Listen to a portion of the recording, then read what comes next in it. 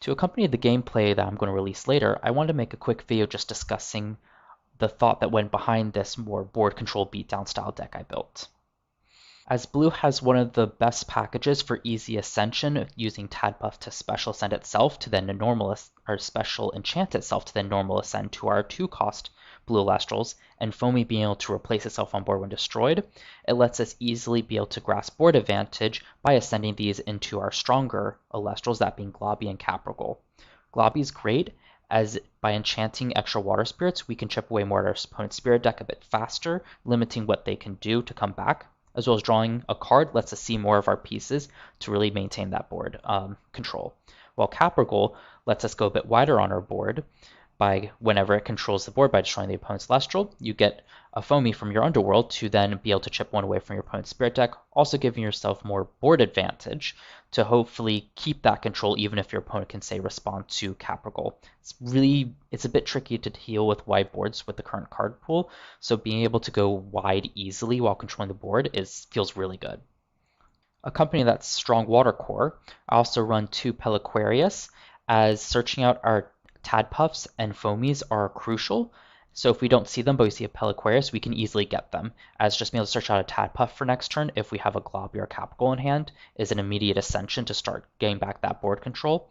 And Sorlet's just really nice as a great way to respond to early game stuff if we don't necessarily have our setup to ascend, as its ability to switch stuff to defense and 5 attack over can really keep the control in our favor. And in the late game, that's also nice. If your opponent tries to set up some countermeasures, Sorlet can easily counter that just by playing it out. To help with the board control even more, I also run 6 weapons, that being Trident Poseidon and Scythe the Demeter. Trident Poseidon is just nice for that 2 attack, and since we're already building using a water core, using the water weapon makes sense. And while its effect not be for our Elestrals not to be targeted by counter runes isn't too relevant right now, as some of the best counter runes do not target. I can definitely see this one becoming better in the late game, but the 2 attack just is really nice right now. Scythe the Demeter, on the other hand, is really nice as it's the strongest weapon, giving 2 attack and 3 defense to the powered Elestral, but also whenever it destroys an Elestral, you get to send 1 Earth Spirit back from your underworld to your spirit deck, meaning it can start refreshing its own cost, which will definitely become relevant later with some of the other green cards that I play. Rune control options are 2 Tornado and 3 Earthquake.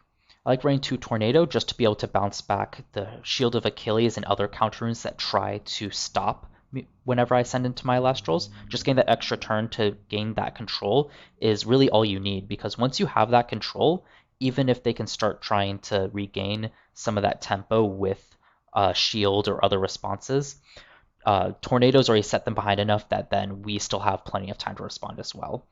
It's also really cheap, only being 1 spirit, as opposed to Thunderstorm, which costs 2, which I think with a heavy spirit use of this deck already makes more sense. Earthquake, on the other hand, is our way to deal with big Elestrals if we've unfortunately fallen behind in board.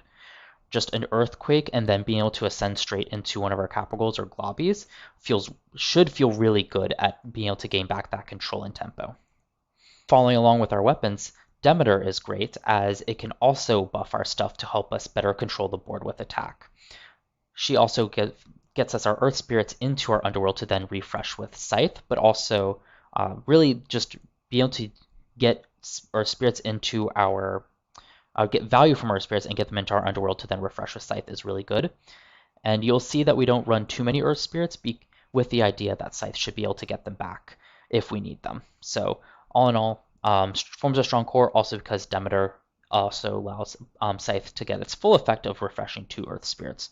So all in all, these 3 cards really help the water package control the board, while the water package gives us that value to make sure we keep that control.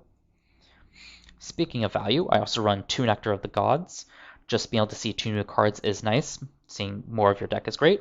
I only run it at 2 because you really don't want to be spamming this card, and I really don't want to see a scenario where I Nectar of the Gods draw 2 more, because those are 2 other cards I could see. So I think running at 2 is fine for that.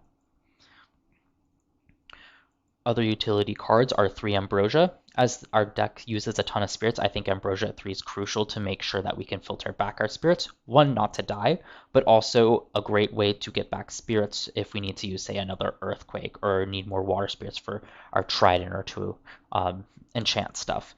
or even since we run so few wind spirits, just to be able to get a wind spirit back for Sorlet and such. I think Ambrosia is great for that. A lot of utility in this card. Finally, the counter runes to let us respond to our opponent's stuff. I run 3 Shield of Achilles and 2 Poison Tip Arrow. While this deck can definitely get ahead on board, just being able to have access to these as well, either to easily secure that in the early game, or also to try to come back if we've unfortunately fallen a bit behind, or even when we're ahead, just try when your opponent tries to do something, just being able to stop them can really just clench the game for us. Shield of Achilles is really great since it doesn't target, and while returning the Celestial to hand doesn't sound that great, it does, as opposed to destroying it, don't underestimate that because the tempo gain you get from it. Saying your opponent back their normal enchant or normal ascend actually is really good. 2 Poison Tip Arrow are also great as a cheaper option. While it gives your opponent more time to react as it's when an Elestral is enchanted. Still decreasing by 2 attack can throw your opponent off if they were just barely getting over that attack threshold. And on top of that, even if they still can get over that attack threshold, you can still deal with it by paying an extra spirit, meaning that they lose out on whatever they tried to play to try to get back the board. So just having these options to respond with feels really good in a control deck. As for the spirits I run 11 Leviathan. I also run 7 of the Terra Atlas and 2 Lycoris. The idea behind this is that I want a strong water and earth core, since that comprises most of my deck. Well, the 2 Lycoris are there for if I need a tornado or a Sorlet or one of my Peliquaries. Since the tornadoes, Sorlets, and Peliquariuses are more tech options, I feel like I don't need too many wind spirits, especially if I hold on to them. And then if I need any of these in the late game, ideally I should see an Ambrosia that can help recur them back to my spirit deck. I also wanted to focus more heavily on Leviathan than Terra Atlas because our Terra Atlases are more of our response cards than our Elestrals core. Also, because Scythe of Demeter also lets me recycle stuff, I feel like I can get away with less Terra Atlases because I can recur them over time. A lot of control options between raw destruction, just bouncing, and then also just increase attack and taking advantage of being able to play our strong 2-cost Elestrals, I think makes this deck something to be feared. We'll see in testing if this deck feels good or if it might be too ambitious for its own good. This is also intended to be a deck discussion. I would also love to hear people's opinions below on how they're running their own versions of these decks, or even other suggestions or counterpoints to the ones I provide in this video. The discussion so far in the Elestrals Discord server has been great, and I'd love to see more of it on the server, but also in the comment section. Quick post-video note, since I was doing all the gameplay and the deck breakdown on the same day, I want to say that after playing the deck, I do recognize I need way more of the 1-cost Elestrals, as I was having trouble finding them. So I really would like if the conversation can focus less away on needing more and more on which ones that you all think would be good in this deck. As I'll probably not be testing the deck for a few more days, it'll give time for me to read the comments and see what suggestions I like and want to test.